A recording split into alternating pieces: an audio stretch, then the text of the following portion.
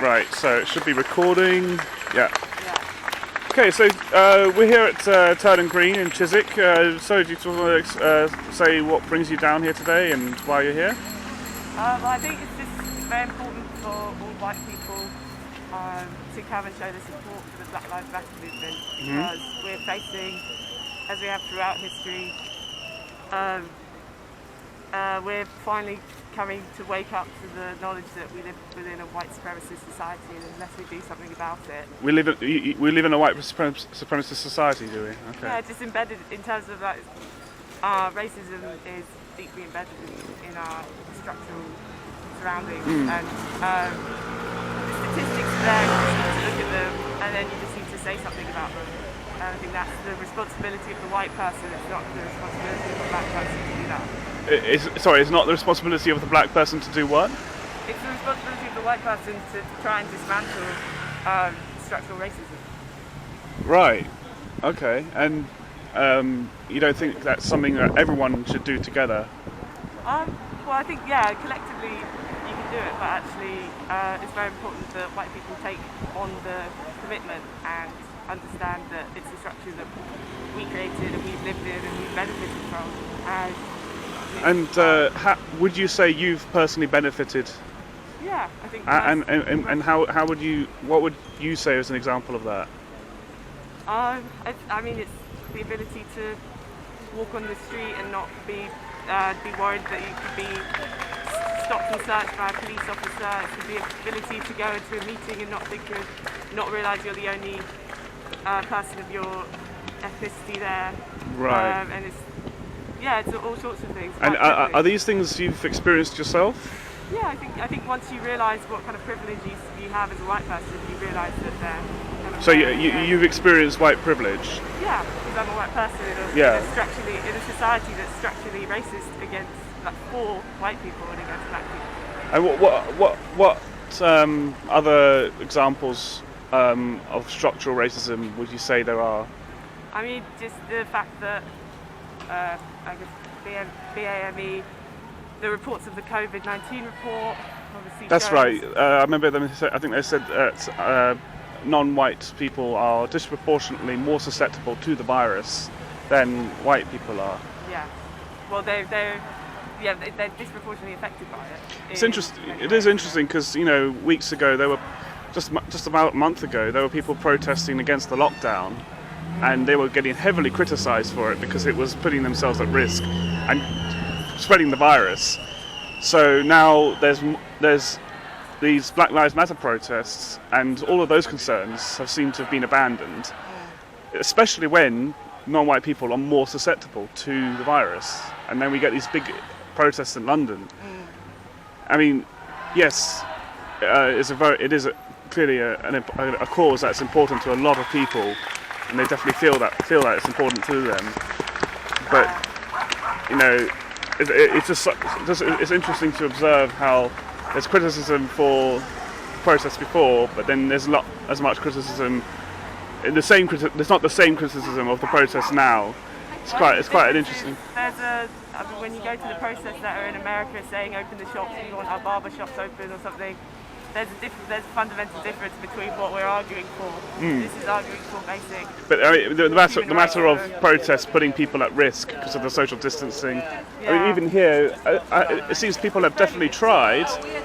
And there's people have attempted spacing, but it can't. It's not something that people seem to adhere to 100%. I think. Yeah, no, it's difficult. Yeah. I've got to find my friend now. Oh, okay, sorry. But thank you for your time. Thank you for the interview.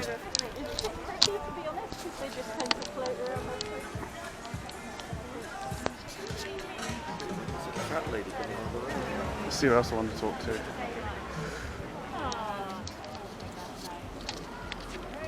Hello. Hi. Does anyone want to go on camera? Sorry? Want to go on camera? Are you okay for your face to be on camera? Yeah. Oh, okay. So, just gonna see your sign there. How can you? Those black cars be silent and they're being murdered. Okay. So do you want to start telling me why you're here today and what brings you to Turnham Green? Okay, I'm taking this off. Going through here. Well, I think it's really important to protest in places like Chiswick as well as central London, because this is the kind of place where people don't think anything wrong, but they also aren't helping. Like, there's lots of things we can be doing. Just because they're not necessarily racist doesn't mean you can just sit at home and watch people protest and think you're not doing anything wrong. Like, I think there's many things we should be doing, and just protesting is one of them. Okay. And what's your opinion of the people protecting this against this, protesting against this? So for example, yesterday there were people upset, very angry about the statues being and memorials being defaced. Do you have an opinion on that, or?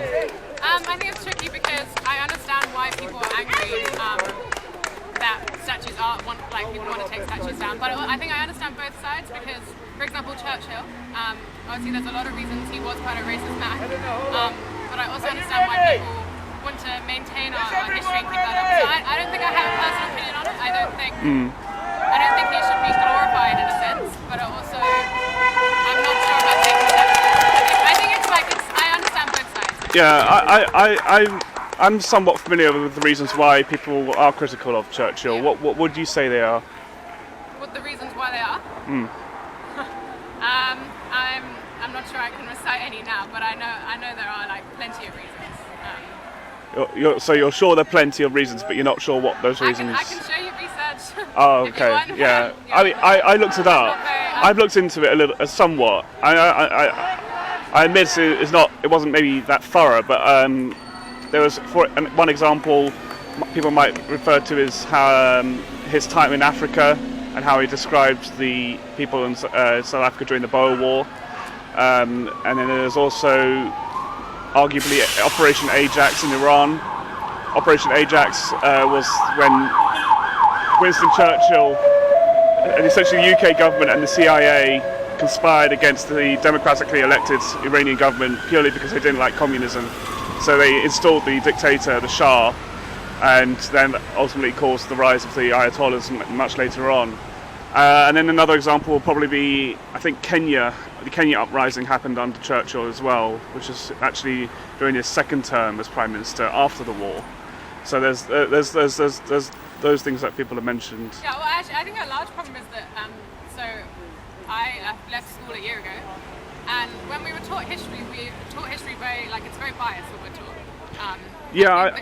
I wasn't taught about those other things he did later on in his career either. Yeah. So I think that's a large problem. I know there are lots of petitions to change curriculum and to change that, but I wasn't taught about those things. That's why I suppose we have to do our research. What was interesting is when I was in London the other week, I was speaking to these people by the Churchill statue and by the cenotaph, and they were saying how they were like when I brought up the statue in Bristol, it's like, oh yeah, don't give a single monkey about this guy in Bristol because he was a slaver.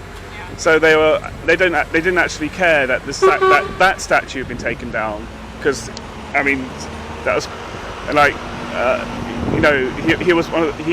think was a governor or something of the Royal African Company, and so people were a lot more in favour of the statue being taken down than say Nelson or Churchill.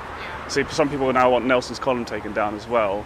And Cecil Road in Oxford, there's quite a few of them. Are you making a documentary? Or? It's just for my own YouTube channel. Oh, okay. Yeah. What YouTube channel do you have? It's called Just in the Thick of It. Yeah. Just in the thick of it. So what kind of things do you upload? Just raw footage. I don't know how to edit, so I just upload raw footage like this. Okay. I was in London yesterday. I'm still got more videos to upload. So I don't want to. I think everyone's gone quiet again, haven't they? All right. Thank you for the time. No thank problem. You. Thanks. The South Africans, the Boer. Boer, yes. Yeah. My